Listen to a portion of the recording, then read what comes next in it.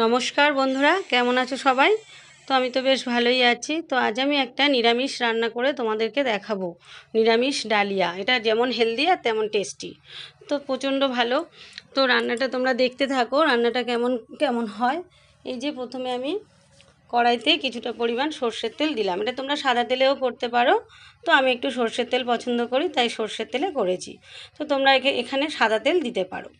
তো এই যে তেলের মধ্যে আমি প্রথমে ফুলকপিগুলো খুব ছোট্ট ছোট্ট করে কেটে নিয়েছি। আমি সমস্ত সবজিগুলো একটু ছোট ছোট করে কেটে নিয়েছি, কারণ সিদ্ধ হবে তাড়াতাড়ি, আর ডালিয়াটা তো খুব তাড়াতাড়ি হয়ে যায়, তাই জন্য আমি সমস্ত সবজিগুলো খুব ছোট ছোট করে কেটে নিয়েছি। আমি এখানে গাজর কেটে নিয়েছি, বিনস কেটে নিয়েছি, ক্যাপসিকাম কেটে নিয়েছি, আলু ছোট ছোট করে কেটে নিয়েছি। সব সবজিগুলোই আমি ছোট্ট ছোট্ট করে কেটে নিয়েছি। তো এবার কড়াইতে আমি কিছুটা পরিমাণ সর্ষের তেল দিলাম, দিয়ে এবার আমি আলুগুলো ভেজে নেব। আলুগুলো